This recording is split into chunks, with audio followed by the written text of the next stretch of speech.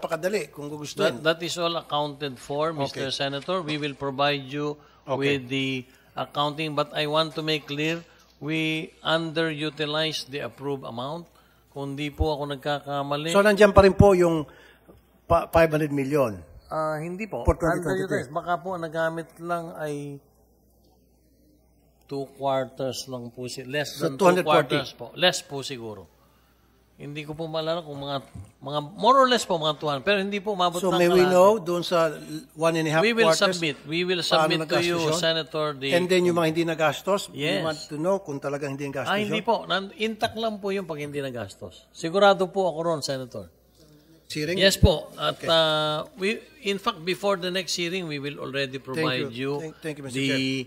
the accounting of all the funds. Mostly po, sabihin ko lang, Senator, there was a need for us to deport more than 2,000 foreign nationals. Kami po ang nagbayad lahat nun.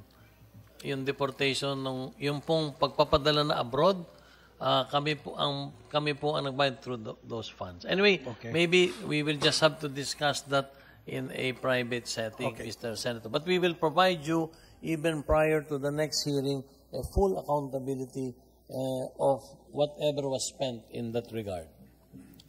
Okay. Thank you po. Thank you po. Doon sa Marina Square Properties Incorporated, are you aware of that?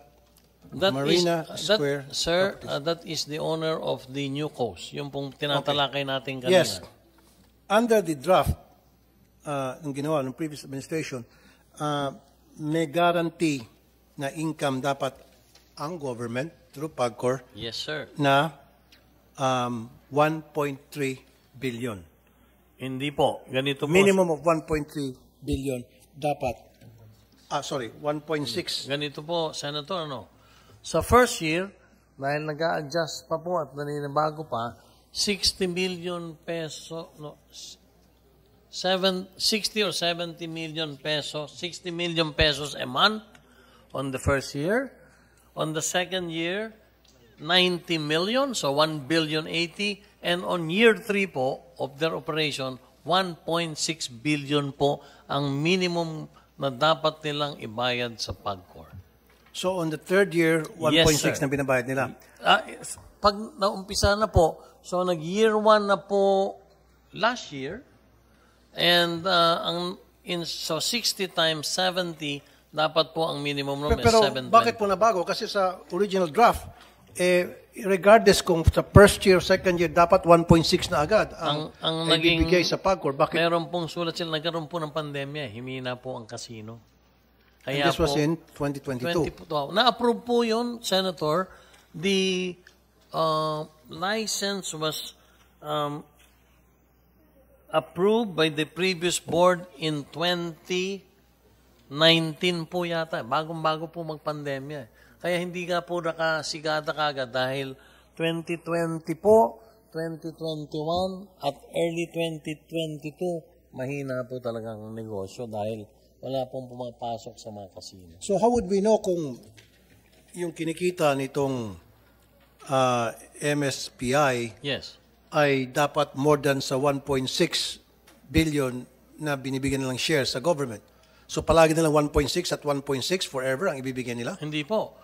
Based na po yan sa, may progressive na, sa GGR na po. Yun po yung tinatawag na minimum share. Minimum share na dapat nilang, mahina man or malakas, unless there is an extraordinary or fortuitous event, they have to deliver that amount. So paano kung kumita sila ng sobra pa doon sa 1.6 na dapat ibibigyan nila ng minimum? So who does the computation? Meron po tayong auditing team na kasama po sa kanila na nagko-compute. So in short, Mr. Senator, ang nangyayari po, meron pong tinatawag na minimum guarantee. Okay. So, mahina po ang kanilang negosyo unless fortuitous event po. Halimbawa, nagka-COVID, nasara yung casino ng ilang buwan, yun po siguro hihingi sila ng reprieve. Pero kung hindi po doon, Senator, sila po ay kailangan magbayad ng minimum share na sinabi na amount na yun.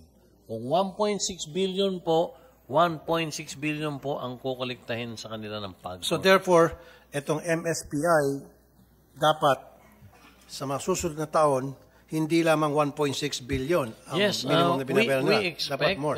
we expect, Senator, pag maitatayo na po yung kanilang sinasabi nilang almost 6-star hotel on Rojas Boulevard, kasi po 1.2 billion po ang kanilang investment eh.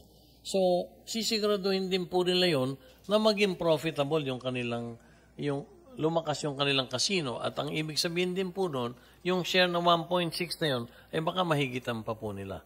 Partner po ng PAGCOR sila at ang totoo, yung mga nandito po ngayon na ating mga empleyado, partner po ng PAGCOR ang MSPI since 2004. 20 years na pong partner po ng PAGCOR yan, kaya naniniwala naman po kami na hindi po sila basta-basta nila lolokohin ang PAGCOR. 20 taon na po. Yung pong pinagtatrabahuhan ni Mr. Alvarez sa pangkasalukuyan, gayon din naman si Mr. Samson sa pangkasalukuyan at lahat po yata karamihan ng nandun, sila po ay under a 60-40 arrangement with MSPI. Okay. Yes, sir. Meron ka bang business interest sa MSPI? Do you have a relative na Wala connected po. sa MSPI? I do not have a relative. Wala po. Wala po. You sure po doon? As far as I know. Ba't po kayo napapatingin, nag-isip? Hindi po. Pero wala po. Wala po. Wala po. Sigurado po kayo dyan. Sigurado po ako. Doon po sa mga slot machines, Opo. sa mga sa labas, Slot. sa arcade slot machines, Yes, sir. dati ang hatian is 65-35. 65% sa government, sa PAGCOR, 35% to sa proponent. Yes, sir. Yes, sir. Nung kayo po'y maupo, ginawa niyong 60 na lang sa government at kinalagan niyo yung 5% doon po sa proponent. Nagdagdag kayo ng 5% more. Wala pong ganun. I do not know where you're getting the information po. Ang 60-40 lang po is the setup with MSPI, na inabutan ko na po yun. Ang kadailanan po na sila'y kakaiba at 60-40 sapagkat yung kanila pong kinalalagyan ng casino ngayon ay sarili nilang building, hindi po nagbabayad ang PAGCOR ng anumang uri ng upa. Okay. Nagbigay po sila ng 2 floor na pwedeng gamitin ng PAGCOR bilang aming executive offices. So yan po ay 5th and 6th floor of the said building. Yung po, Senator, yung dating Hyatt Hotel. Okay. Sa tabi po ng Diamond Hotel. Opo. So, kaya po sila 60-40 arrangement. Doon po sa binabanggit niyong 65-35, Senator, nananatili pong 65-35 yung sharing ng lahat. Ay, sorry. Except po yun, 60-40. Yung Tropicana ba?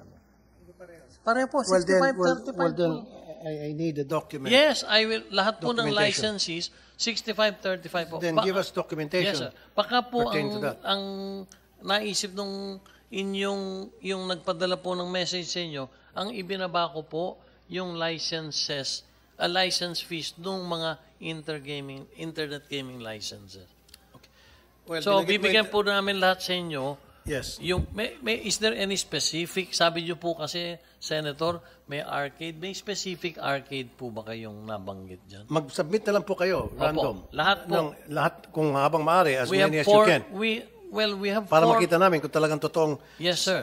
65-35 pa rin. Senator, we have 41 joint ventures and 100% owned. So, kung ang 100% owned namin is about 20. So, ang padadala ko po sa inyo siguro mga 20 to 25 joint venture agreements. That will show that it remains to be 65-35. Wala po akong binago, Mr. Senator. Okay, then I need a record of that. Yes, sir. Okay. Nabagit mo kanina IGL. Okay. International, what is IGL? Internet gaming license po. Internet? Internet gaming license na po. Yung dati pong Pogo. Exactly. So, Opo. So wala na nga Pogo, pero na-convert Meron- sa IGL. Opo. Paano po naging yung transformation? Pinalitan po namin yung Pogo dahil masyado na pong nakakarindi at masama nang naging imahe ng Pogo na pangalan. So, So pareho pa rin yung Same operation, setup, yes. pinalitan ng damit. Opo, pero Binisan lang. ganito po ang malaking pagbabago, Mr. Senator. Nung pong dinatdang ko dyan, nung na-appoint po ako, there were close to 250 more or less licensees. Ang setup po, Senator, meron pong main licensees, tapos sa ilalim po nun, may tinatawag na mga service providers. Yung pong nagbabayad lang ng buwis ay yung mga main licensees, master licensees. Yung pong sa baba na service providers, wala pong ibinabayad yun, halos na buwis. Sa ngayon po, ang ginawa ko po, talaga po kasing naging matindi na sometime in May of last year, na-discover ko po na hindi na po involved sa gaming ang karamihan doon sa mga service providers na yun at they're involved in mga scamming operations po. Nandun po yung crypto scam, meron pong crypto investment scam, meron pong love match scam, at meron pong purely investment scam. At meron din pong credit card scam. So, Mr. Senator, nagdesisyon po ako at ang board to put all the 250 licenses on a probationary status, and we asked all of them, Mr. Senator, to reapply. So, ngayon po, wala na po, Mr. Senator. So, tinanong nyo, anong pinagbago ng damit? Wala na po ngayong nasa ilalim. Basta po ngayon, may lisensya ka, master licensee ka, mandando ka na po, magbabayad ng minimum monthly guarantee. Kaya po, ang magandang balita doon po sa ginawa natin, Senator, yung pong 2023, despite the fact that we have only 1/3 of the original licenses, we were able po to collect 5.2 billion pesos from the reduced number of licensees.